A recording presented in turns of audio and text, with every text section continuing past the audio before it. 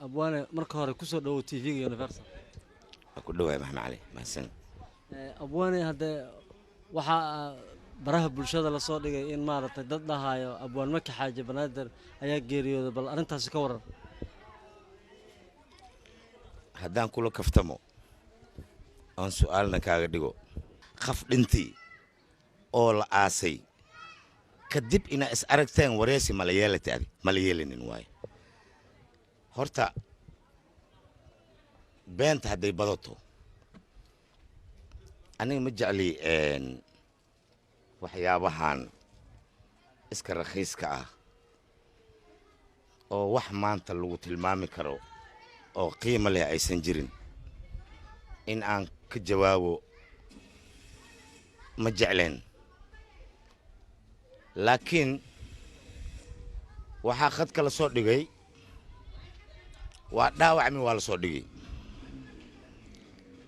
waa socoweesi haddana waa dhaawacmi kalaa la soo dhigi, dhiigaa liima mariyi, faleebooyinaa ligu taataagi, anoo dhan waxaa liga dhigi nin oo maaragti oo cisbitaal jiifo oo saan.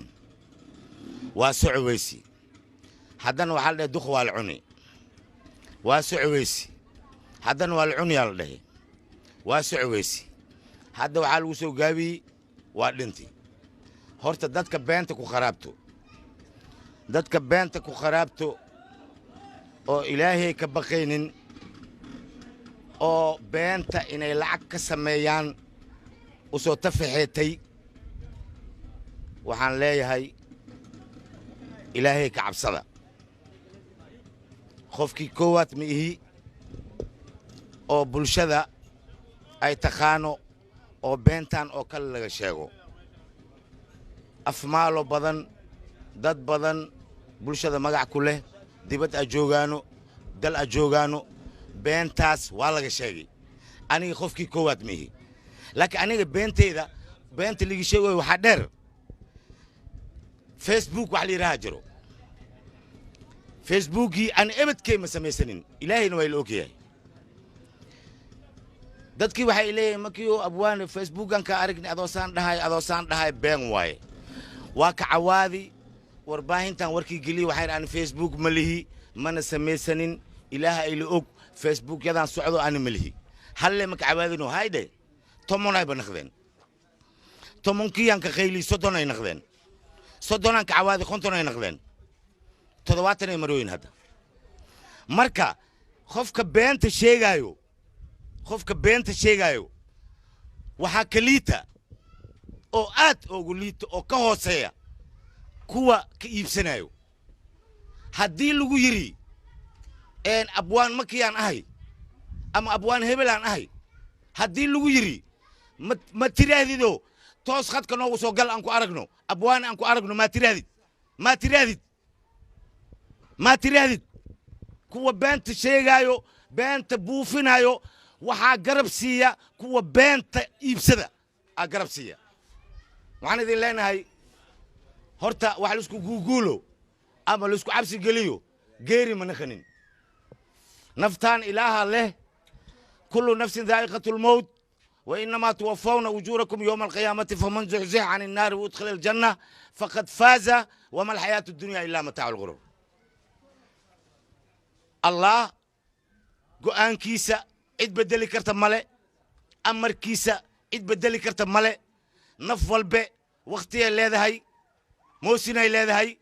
allah subxaanahu wa tacaala oo talagali meehi ku dhimahayso, meehi ku ruux baxayso, meehi lagu aasaayo, meehi ku noolahayso, kulli allah subxaanahu wa tacaala aa ku caaline. maxaa iga dilahey maku dhahayani dadka qaarkood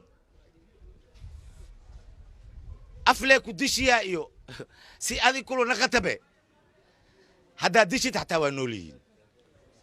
iko nool haddaad tirahdid adi waa dhinteen ama been ka sheegtid ama been ku qaraabatid, ika waa nool yihiin. maxaa yeelay taariikhdooda haraysa. dhammaan